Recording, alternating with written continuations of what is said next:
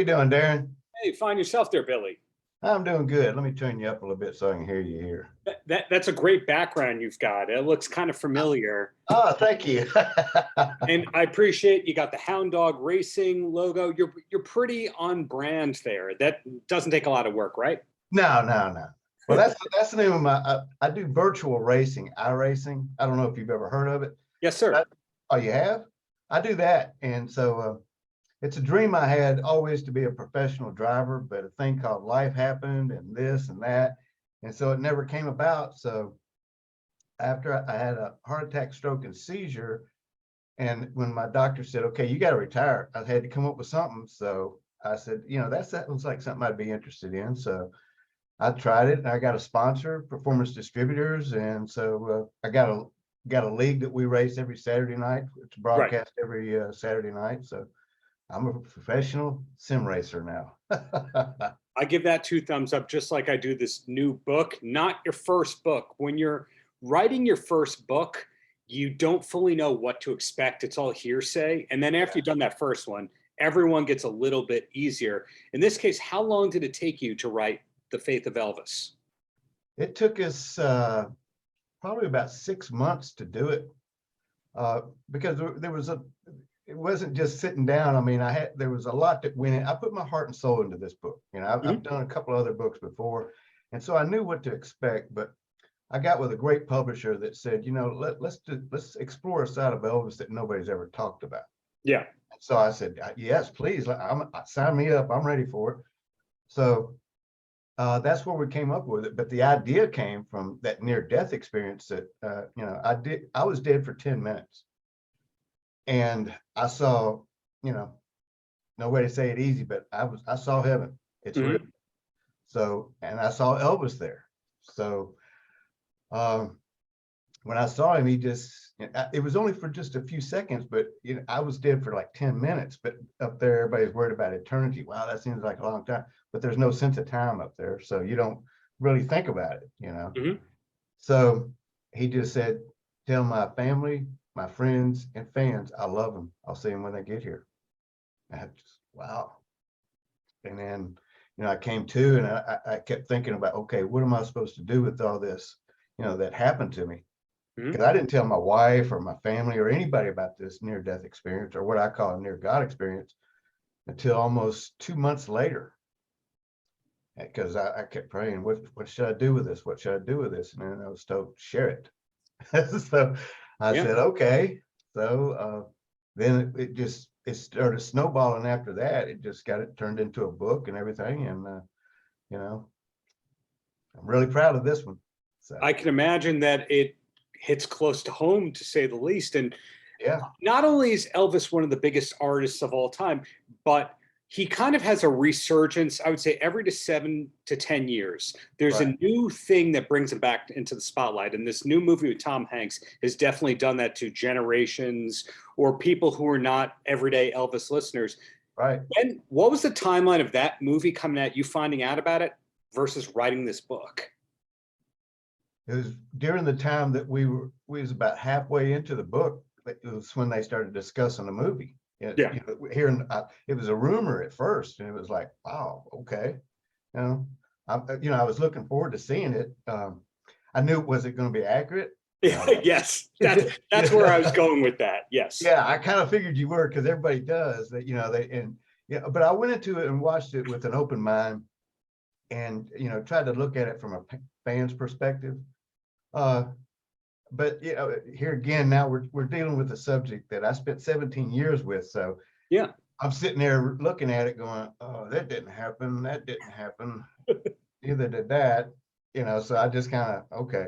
But I'm not going to nitpick it. It's really all what the fans think about it. That's all it really matters. It doesn't matter what I think about it. So if they enjoyed it, that's great. It's the exact opposite. Did you ever see the comedy movie Walk Hard, the Dewey Cox story? Oh yeah, I love that movie. the Jack White portrayal of Elvis is obviously just a made-up character, but watch out, man. Exactly. Isn't that kind of the best portrayal that you would hope of Elvis? Well, him and Andy Kaufman, I think, did a really good job too. Because back in the day, I really thought he was fantastic. And I wished Elvis could have seen him. He would have enjoyed him. So that helps squash the one other thing that I want to know right away, which is Bob Zamuda's book about Andy Kaufman kind of tells this tale about how Andy met Elvis in some kitchen that he hid in the Vegas casino of, and Elvis gave the thumbs up to that, and that was Dave's impression. And then like Jay Leno's book talks about how Elvis loved Jay Leno's impression of it, and there was stuff in Graceland. And I just thought that both of those were kind of made up. I didn't never heard of those stories before, but but one time I just started working for him in 1972. Mm-hmm. And I was standing outside doing something, and I noticed a guy standing at the gate that was trying to look like Elvis. And I went, he's got to see this. So I walked in. I said, Elvis, you got to come outside and see this. He said, what is it? I said, there's a guy trying to look like you. And this was before what they call themselves tribute artists now, but oh yeah, I call them impersonators. And so he comes out and he grabs his gun.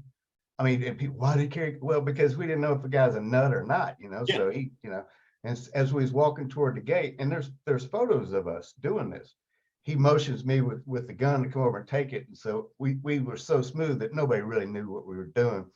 And so he stood there and talked to the guy for, probably about 10 or 15 minutes. And then he excused himself, said, I'm going to go back in the house. As we was walking back toward the house, I said, what do you think of that, Elvis? He said, if a guy wants to look like me and try to, act like me on stage and stuff like that, he said, more power to the guy. As long as he's doing it for the right reason, for the fans. And, that's why when people ask me about these tribute artists today and stuff like that, I just say, if they're doing it for the right reason, I'm all for it, good, more power to you. But my wife and I were married by an impersonator. Is that for the right reasons? What's that? My wife and I were married by an Elvis impersonator. Is that for the right reasons, or is that really? So how's the marriage going? So far, so good. As far as I can tell, we had the wedding interrupted. We had Elvis interrupt the wedding, and Michael Jackson was marrying us. I think it's a little loose with the trademark enforcement right there.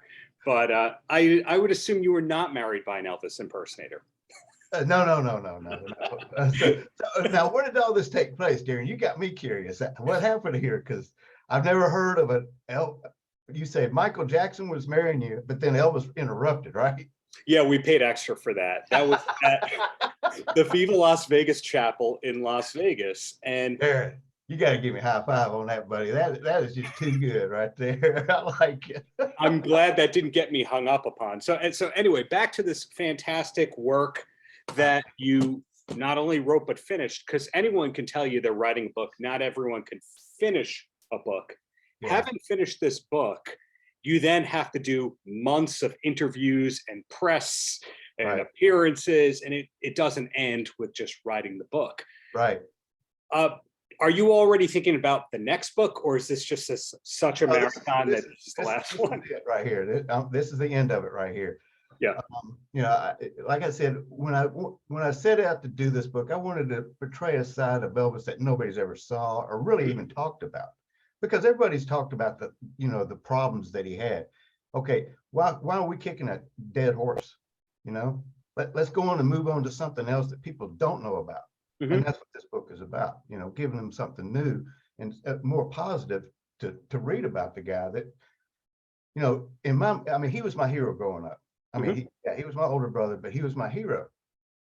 And there was so much more to him than just getting up stage, on stage singing Hound Dog and, and being in movies, and he gets in a fight and wins the girl and gets married. Right. There was so much more to him than that, as a human being that it's really never been touched on before. And that's what I wanted to give the fans, is something that, they could read and be proud of. Right. With legendary artists, there's usually a lot of material that's held back over the years. And in 2022, we're still seeing new Jimi Hendrix content somehow. I have no idea how that's coming out. And I was alive back then. I saw Jimi Hendrix because I went to go see a Monkees concert and he opened up for him. Oh, yeah. Okay. This was in Memphis in 1966, or 67, I think. So. Yeah, 66, 67 sounds correct. And when you see Mickey Dolenz live, he still does a bit about that in concert. So it impacted him. Now, in the case of Elvis, everyone has stories. Like when I interviewed the drummer of Creedence Clearwater Revival recently, he talked about how thrilled he was hearing Elvis cover Proud Mary. Right. And people still have all these stories to tell. In your case, what's the limit? Can you like listen to anyone's story for about 5 minutes and then you have to excuse yourself? No, I love listening to anybody that has a story, an Elvis story. You know, I mean, the thing I love, like you just talked about the drummer there. Yeah. But how did Elvis hear about Creedence Clearwater? It's because my brothers and I were so much younger than him. That's the music we were listening to when we was growing up. And we would play this stuff for him and he'd hear it. Oh, I like that.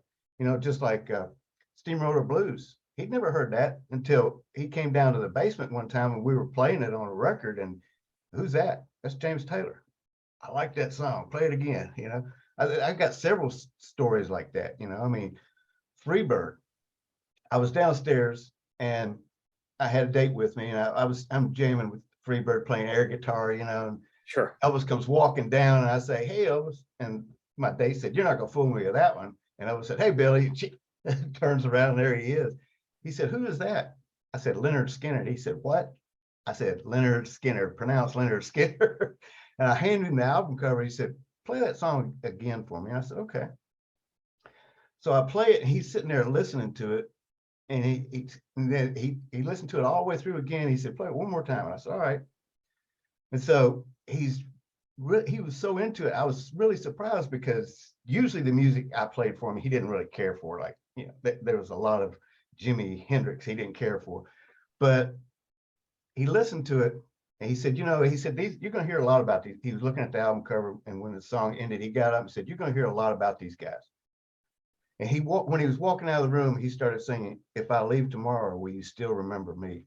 And I mean, I still get chills on my arms when he sang that lyric right there. I just went, "Oh my God, this guy can sing anything."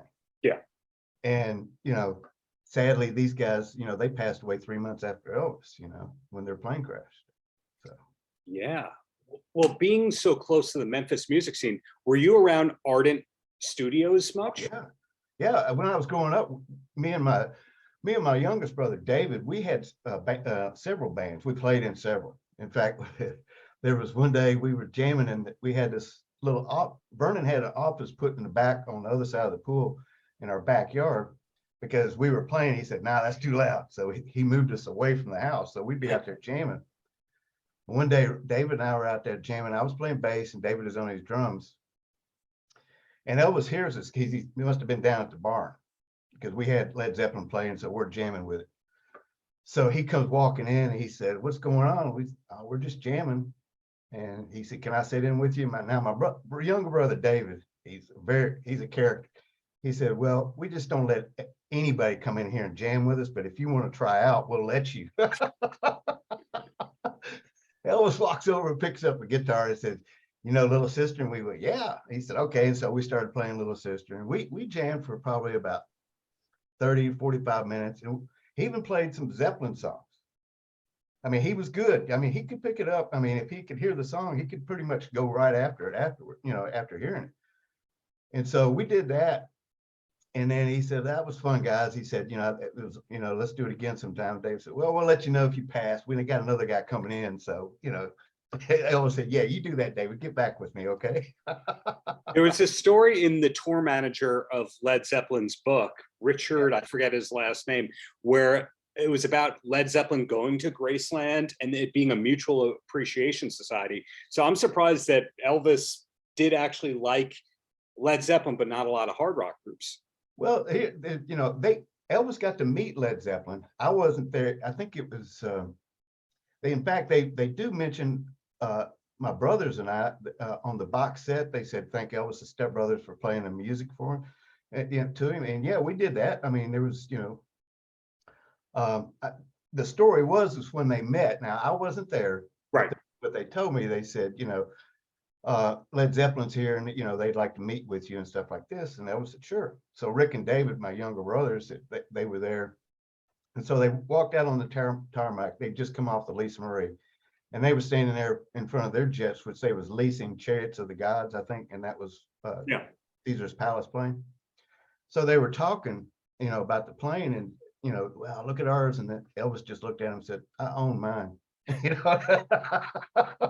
Yeah. They were leasing that one. He said, "I own mine," and they came to the show, and during the show, the opening song, he stopped the show and said, "Oh, well, wait a minute, guys, come on, we got to do better than this. Led Zeppelin's sitting in the audience. We're much better than this."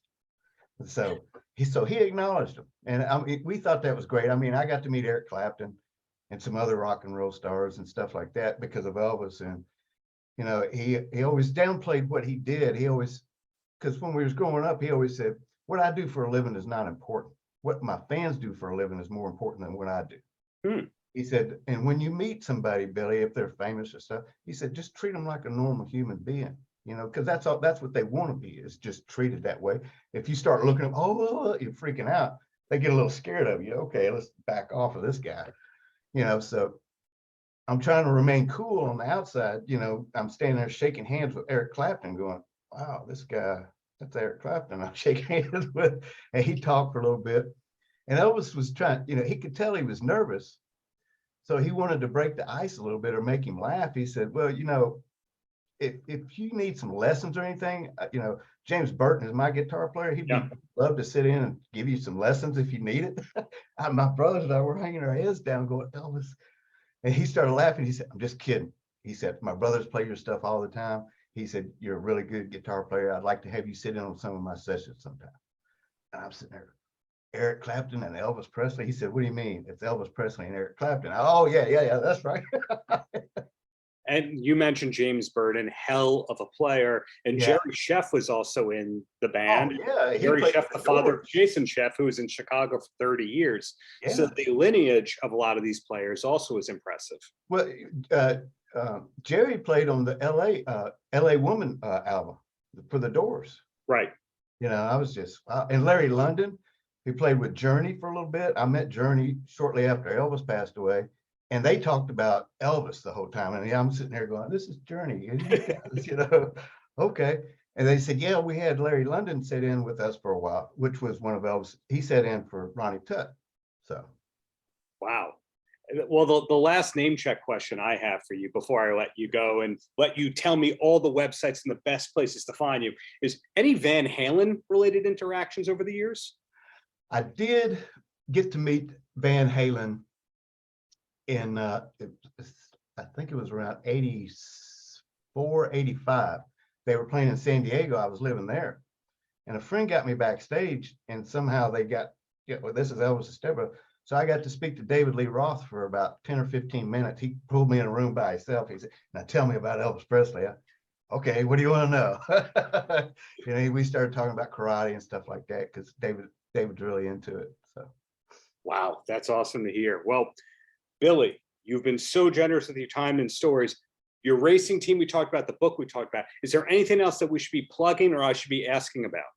Well, I mean, we could talk about the book a little bit more if you want to. I mean, it's out there. It's in stores today. I mean, official release date's tomorrow, but Barnes and Noble has it, and I've been notified that Walmart's going to have it, Target's going to have it. All your major bookstores. It's going to be everywhere.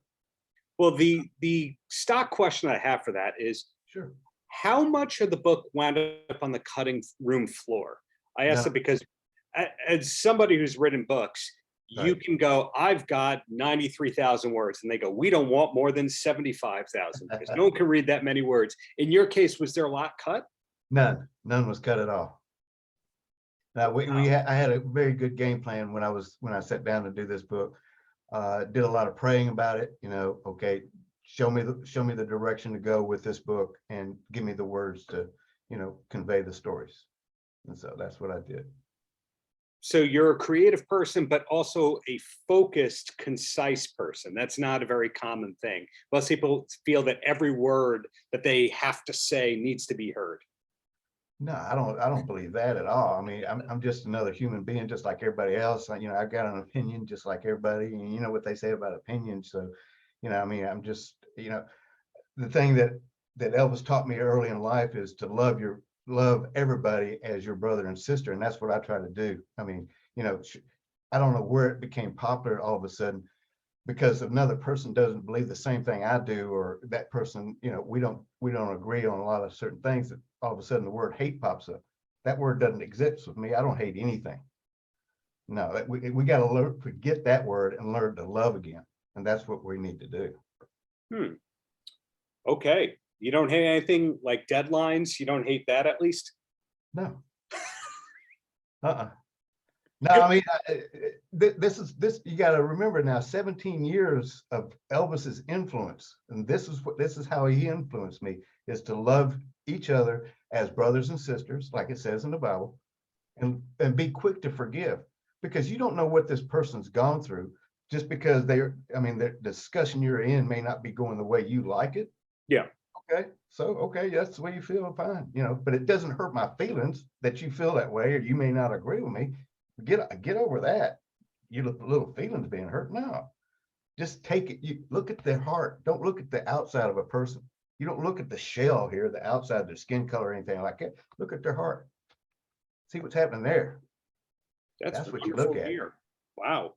Well, I hope that another New York Times bestseller is on the docket for you, and I'm looking forward to learning more about your racing team that I did not know about. So, Billy, keep staying interesting and looking forward to whatever is coming next from you. Hey, man. Yeah. Hey, I like that t-shirt you got, man. Hey, Darren, it's been a pleasure doing your show. You know, I just started watching your stuff on YouTube. Oh, you do a great job, man. You're too kind, man. The Mutual Appreciation Society. Keep up all the greatness there, Billy. Have a great rest of the day. Okay, you too, buddy. Paltrocast.